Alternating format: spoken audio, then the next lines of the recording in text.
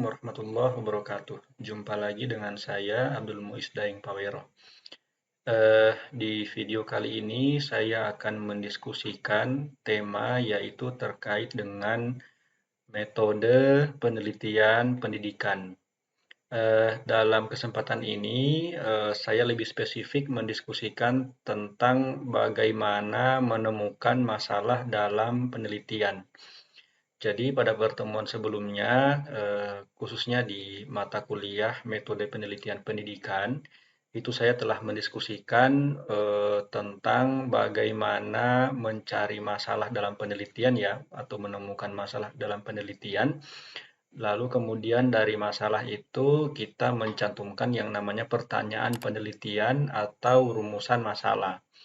Nah, jadi di kesempatan ini saya akan mendiskusikan bagaimana cara untuk menemukan masalah dalam penelitian, khususnya bagi mahasiswa ya yang dalam tahap menyelesaikan tugas akhir atau skripsi, bahkan mungkin teman-teman yang sedang menyelesaikan tesis ya ini mungkin bisa dijadikan salah satu referensi juga video ini untuk menjadikan video ini sebagai salah satu referensi untuk apa namanya bagaimana kita untuk menemukan masalah dalam proses penelitian nanti. Teman-teman sekalian, setidaknya ada beberapa poin ya atau 3 poin lah yang dapat saya sampaikan terkait dengan kiat menemukan masalah penelitian baik itu skripsi, tesis maupun karya ilmiah gitu.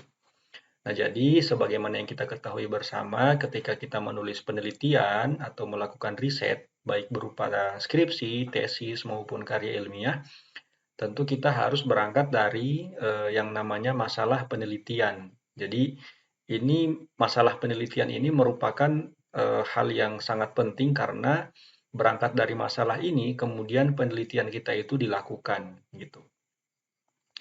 Tentunya untuk mencari masalah penelitian ini tidak sekedar asal-asalan ya, bahkan ada juga beberapa kasus yang terjadi di mana orang sengaja mencari masalah itu yang masalahnya itu tidak ada tetapi sengaja diada-adakan gitu ya, agar supaya dia bisa melakukan suatu penelitian. Padahal sebenarnya masalah itu tidak ada gitu, tetapi sengaja diada-adakan supaya bisa melakukan penelitian. Nah, ini tentu keliru karena yang namanya penelitian itu tentu harus menemukan masalah yang ada di lingkungan sekitar dan dengan penelitian yang kita lakukan itu diharapkan mampu memberi solusi atau bahkan mampu memecahkan masalah yang ada gitu. Nah, nanti kita akan diskusikan lebih spesifik. Kiat yang pertama dalam menemukan masalah penelitian, baik itu skripsi, tesis maupun karya ilmiah, karena saya juga punya pengalaman menyusun tesis ya. Apa namanya, walaupun kalau disertasi saya juga masih banyak belajar karena masih dalam tahap apa namanya proses gitu ya.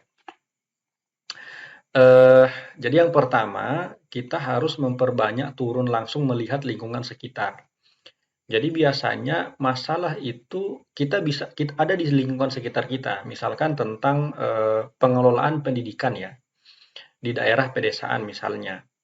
Nah, kita bisa melihat misalkan di lingkungan pedesaan itu pengelolaan pendidikannya atau realitas atau kondisi pendidikan di pedesaan itu tentu sangat berbeda dengan yang ada di perkotaan gitu. Di desa itu mungkin sarana dan prasarana pendidikan itu masih terbatas, lalu kemudian sumber pembiayaannya itu masih terbatas. Berbeda dengan pendidikan yang ada di kota, misalnya di mana di kota itu ya, di mana lembaga pendidikan tersebut berada di lingkungan orang-orang kelas menengah ke atas, sehingga bisa mudah mengakses sumber-sumber pembiayaan sekolah tersebut. Nah, kalau di pedesaan itu biasanya sumber pembiayaannya itu khususnya sekolah-sekolah swasta itu sangat sangat minim gitu, sebagaimana yang sering kita lihat. Nah, ini tentu bisa kita anggap sebagai masalah penelitian, di mana terdapat kesenjangan antara kondisi lembaga pendidikan atau realitas lembaga pendidikan di pedesaan dan di perkotaan. Nah, kita mungkin bisa menyorotinya di aspek sarana dan prasarananya atau pengelolaan sarana dan prasarana. Selain itu juga kita bisa menyoroti di aspek pengembangan ekonomi gitu ya. Sekarang ini saya melihat misalkan salah satu contoh di salah satu sekolah ya di madrasah di Pondok Pesantren Al-Lutfi yang ada di Desa Lolanan, Kabupaten Bolang Mongondo. Itu pondok pesantren itu sudah mulai mengembangkan unit usaha mandiri untuk kemudian menopang pengelolaan pondok pesantren khususnya dari sisi pembiayaan gitu. Nah, jadi pondok pesantren itu sudah mendirikan unit usaha mandiri, jadi tidak kemudian bergantung lagi kepada dana pemerintah gitu ya.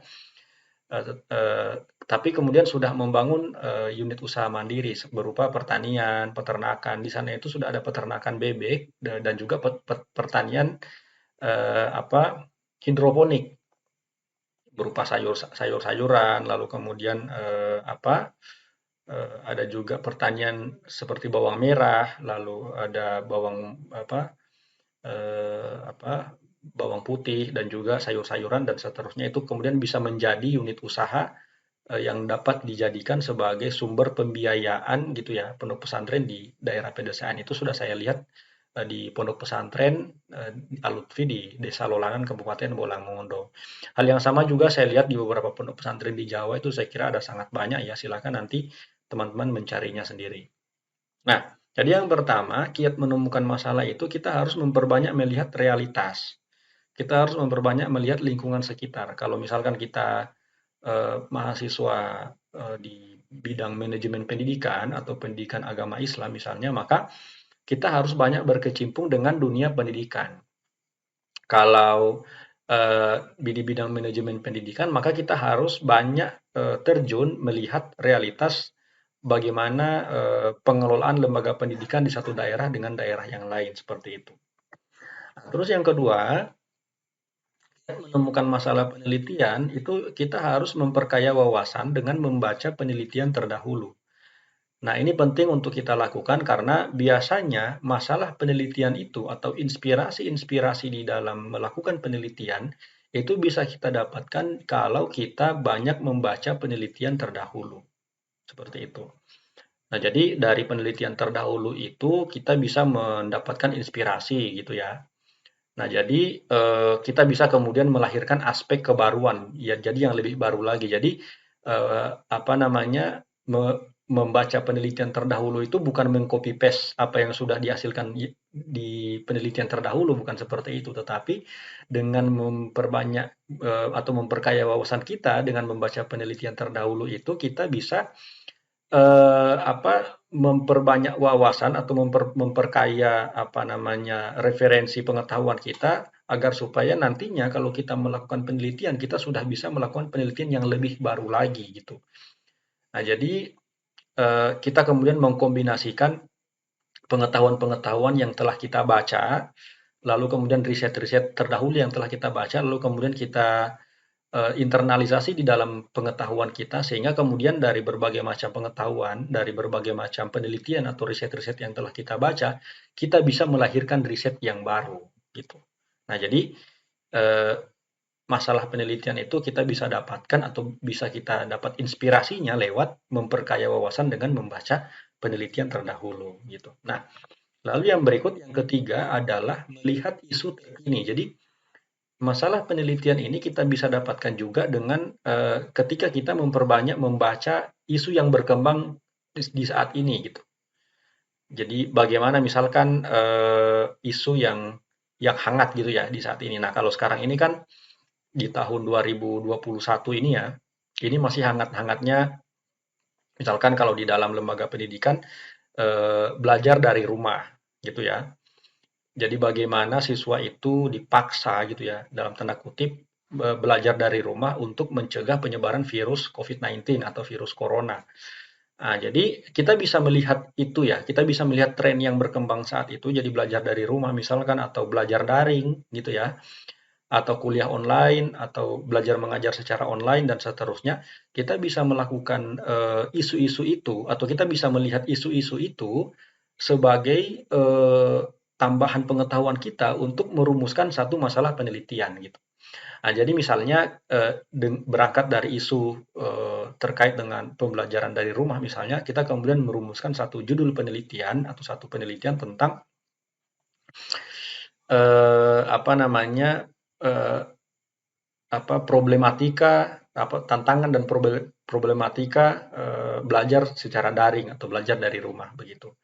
Nah, ketika kita melihat isu terkini kan kita tentu banyak mendapatkan informasi-informasi terkait dengan belajar dari rumah. Misalkan banyak keluhan-keluhan dari orang tua misalnya.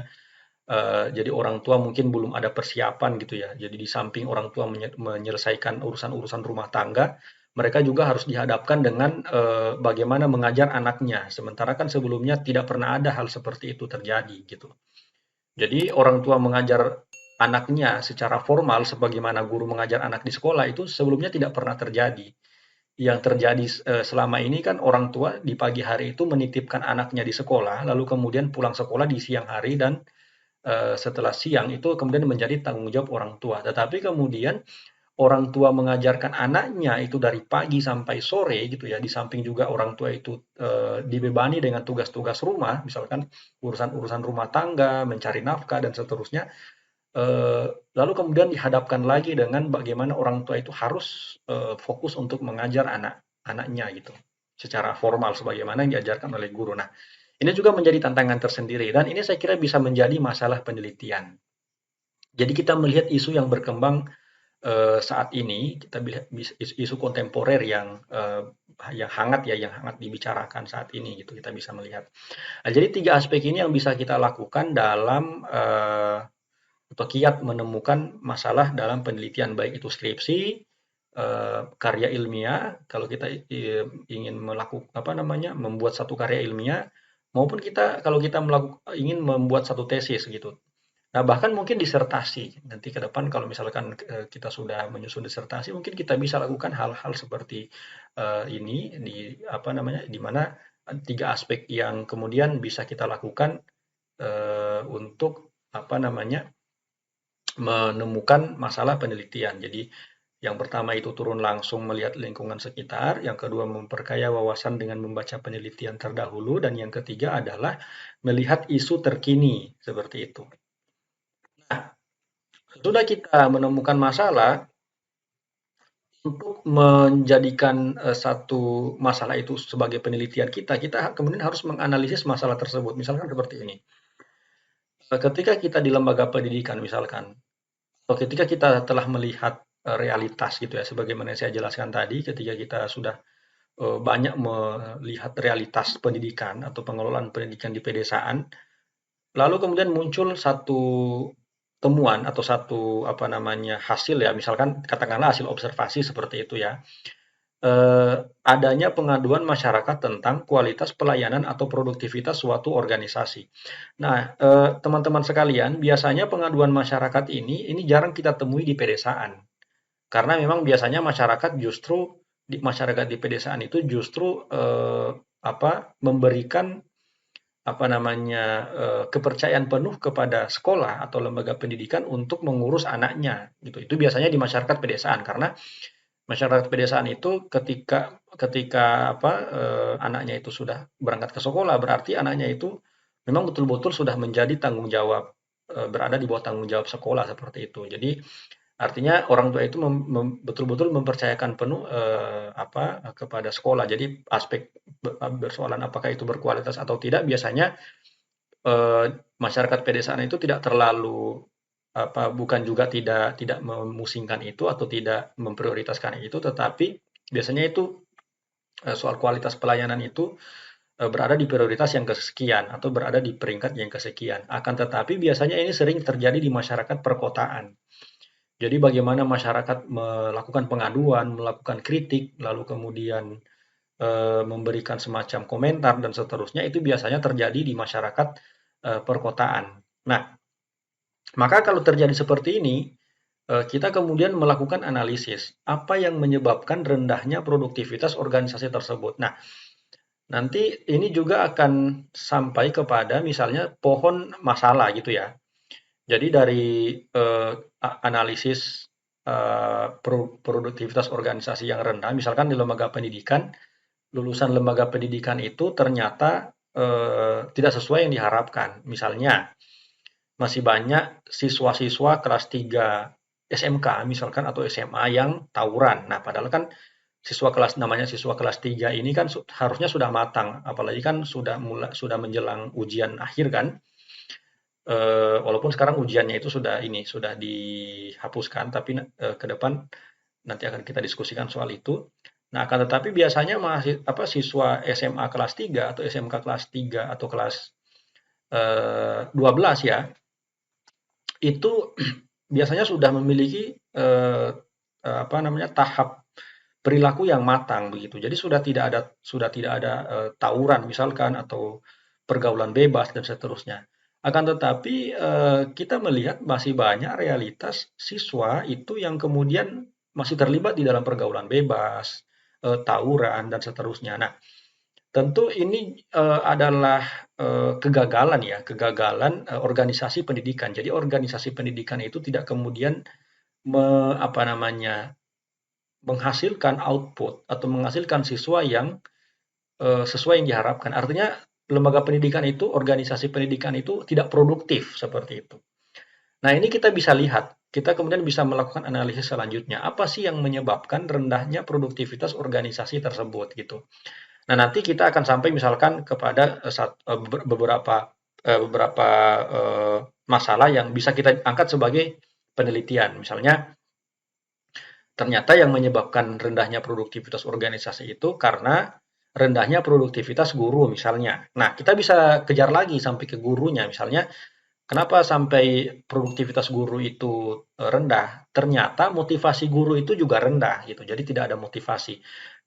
Maka kita kemudian kejar lagi apa yang kemudian menjadi sumber motivasi guru tersebut gitu. Jadi misalkan kita bisa kejar di aspek misalnya motivasi eksternal berupa pemberian kompensasi misalkan atau imbalan jasa atau kurangnya reward dan seterusnya. Nah, sehingga kemudian kurangnya motivasi guru. Nah, ini juga kita bisa jadikan sebagai dengan analisis yang berkelanjutan ini seperti pohon analisis masalah ini kemudian kita bisa angkat sebagai penelitian kita atau judul penelitian kita seperti itu. Oke, baik. Saya kira itu yang dapat saya sampaikan, teman-teman sekalian. Terima kasih atas perhatiannya. Insya Allah kita ketemu lagi di video-video berikut. Mohon maaf atas kekurangannya. Kalau ada komentar atau pertanyaan atau kritik dan saran, silakan teman-teman semua cantumkan di kolom komentar ya.